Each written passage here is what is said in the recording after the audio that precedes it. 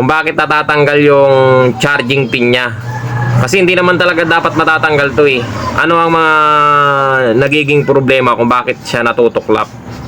Ayan, unang-una, kapag yung charger gamit mo ay, halimbawa ito yung dulo ng charger. Pag ito ay may problema na o putol na o sira, pag sinaksak mo dyan yan at ayaw umilaw, akala mo nagluloko yung charging pin, gagalaw-galawin yan, ipipihit-pihit na gano'n hanggang sa mapuputol to, matatanggal to. Yun ang unang nagiging problema dyan. Tapos pangalawa, kapag ikinabit baligtad, pilit na sinasaksak, kahit na hindi naman pumapasok dahil baligtad nga, titimid ng husto hanggang sa matutuklap. Yun. Tapos yung iba, ginagamit habang naka-charge. So ito kasing mga ganitong Bluetooth speaker, kagaya to, sabi nung nagdala nito, kapag daw ginagamit na pang video okay, pag malolobat na, isasaksak na yung charger. Kaya nga yung isa dito na sa baba, maganda sana yung matibay, kaya lang kapag nagbibideo okay daw, sinaksak yun, nabibitin kasi nga naaagad yung charge. So dito, yun nga, ang nagiging problema niyan, pag nagbibideo okay ka, tapos nakasaksak ito, nakasaksak yan, nagbibideo okay ka, nagcha-charge yan, may tendency na nagagalaw yung Bluetooth speaker, kaya natutuklap ito. Hindi naman kasi matutuklap yan pag nakahinang na ganyan, kung i-charge mo lang siya at iiwanan mo sa isang tabi. Okay, sa magandang araw, may repair tayo ngayon ng isang KTS 1280 na Bluetooth speaker. So ang problema nito, charging pin. Ayun o, sak. So meron siya para dito na charger. Ito, dala nung may-ari. Ayan. Kaya lang,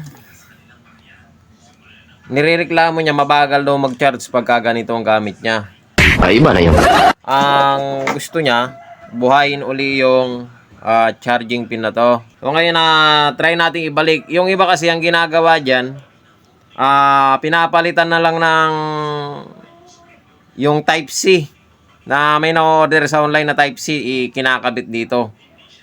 Yung iba naman, kagaya ko, yung ginagawa ko pag minsan, dinadirect ko yung wire, papasok ko dyan, ihinang, tapos disaksak. Kaya lang pag ganun kasi minsan ayaw ng mga customer kasi nga pangit na nakikita, pero matibay siya kasi nakalaylay yung wire. Yun ang ano nila, pangit nga naman na nakikita pag ganon. So ngayon ito, babalik natin yung charging pin niya, nahulog sa loob, ayun o, ito, yun, yan. Try nating ibalik sa loob. Kasi ito, yung mga ganyan, bagya lang nakahinang. O ngayon, ihinangan natin ng malaki para hindi siya madaling matuklap. Tapos, try natin kung anong magandang gawin dyan. So, tatanggalin muna natin yung battery unang-una. Itong battery. Madali lang naman pagkabit nito. Tanggalin yung battery. Ito yung mga battery na 7.4 volts eh. Ang ano nito, 7.4 volts eh. 7.4 volts. Yan. Kaya iba ang ano nito, ang charging IC nito. Iba. So kaya natanggal na natin yung battery. Sunod na tatanggalin natin yung mga knob, saka yung tornilyo o yung nut. Para matanggal natin itong buong board na to pag ikinabit yung charging pin niya, kasi hindi natin madudukot pag nakaharang ito, at para maayos natin ng mabuti. So babaklasin ko lang muna tong mga knob saka yung mga nut niya para matanggal natin. So yun guys, diskarte dyan pag ikinabit. Ayan, sa mga hindi pa nakakaalam, sa mga baguhan, yung charging pin niya, kumuha kayo ng sirang charger o yung dulo ng charger, nasira, kahit sira o kahit na hindi siya sira, sasaksak nyo doon para meron kayong hahawakan. Malaki. Marami nang nakakaalam niya. Tapos, tatapat nyo dito, kay hinangin. Ganun lang. Gaya, no? Pwede na natin siyang hinangin.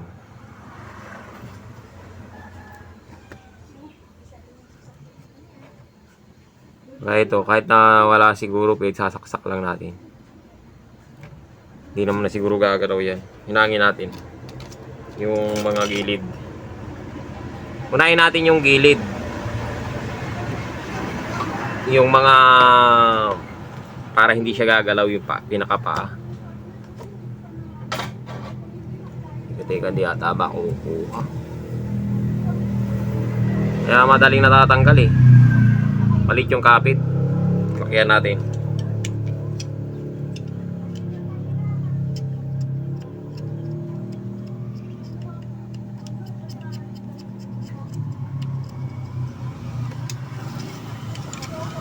Maliit yung kapit niya.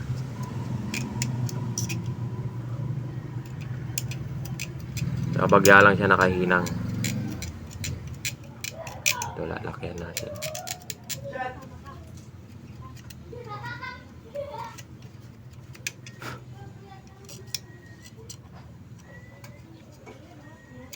Ground lang naman to eh. Kaya wala siyang problema. Kasi ground lang naman.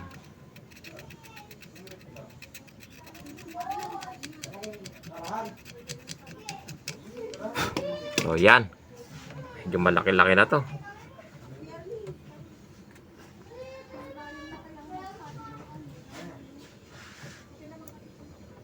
Yun.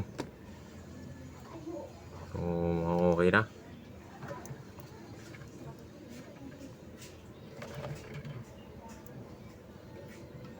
Hinangin na natin.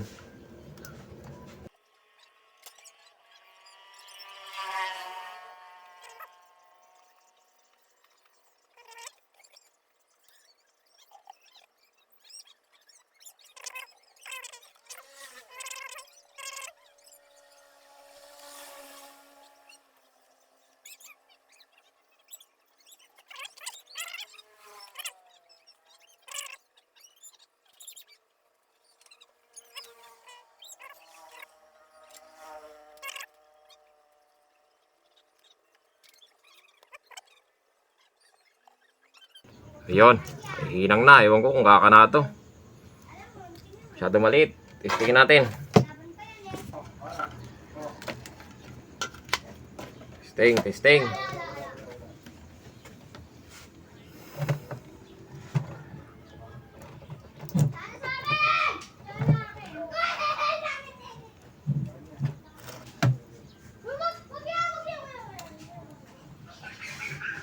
Yun. Umilaw no. Umilaw na yung red. Kaya nga, ikaw alam kung magaling ang tsamba mo, malakas eh. Ayun o. Ano ba? Ayun. Ano ba para nasisilaw eh. Ginagawa mo. Ayun o, umilaw no. Yung red. Pupunutin natin. Ayun, namatay. O yun. Ayun, umilaw na. So, ibig sabihin kumakarga na siya yan. So, ganun lang siya. So, kakabit na lang natin yung yung mga tinanggal natin kanina ng tornilyo. Sasalpak lang natin ito. Pero bago natin siya salpak o ikabit, ano ba talaga ang nagiging problema kung bakit natatanggal yung ang ingay naman ng mga bata na to. Kung bakit natatanggal yung charging pin niya. Kasi hindi naman talaga dapat matatanggal to eh. Ano ang mga nagiging problema kung bakit siya natutuklap? Ayan, unang-una, kapag yung charger gamit mo ay, halimbawa ito yung dulo ng charger. Pag ito ay may problema na o putol na o sira, pag sinaksak mo dyan yan at ayaw umilaw, akala mo nagluloko yung charging pin. Gagalaw-galawin yan, ipipihit-pihit na gano'n hanggang sa mapuputol to, matatanggal to. Yon ang unang nagiging problema dyan. Tapos, pangalawa, Kapag ikinabit baligtad, pilit na sinasaksak, kahit na hindi naman pumapasok dahil baligtad nga, titimid ng husto o hanggang sa matutuklap. Yon. Tapos yung iba, ginagamit habang naka-charge. So ito kasing mga ganitong Bluetooth speaker, kagaya to, sabi nung nagdala nito, kapag daw ginagamit na pang video okay, pag malolobat na, isasaksak na yung charger. Kaya nga yung isa dito na sa baba, maganda sana yung matibay. Kaya lang, kapag nagbibideo daw, sinaksak yun, nabibitin kasi nga naaagad yung charge. So dito, yun nga, ang nagiging problema niyan, pag nagbibideo okay ka, tapos nakasaksak ito, nakasaksak yan, nagbibideo okay ka, nagcha-charge yan, may tendency na nagagalaw yung Bluetooth speaker. Kaya natutuklap ito. Hindi naman kasi matutuklap yan pag nakahinang na ganyan, kung i-charge mo lang siya at iiwanan mo sa isang tabi. Di ba? Kaya minsan nasa customer din, o sa may-ari din ang nagiging problema kung bakit nasisira yung charging pin. So yun lang. At sana nakatulong sa inyo yung video na to. At maraming salamat sa panonood. So isasalpak na natin siya, ikakabit na natin.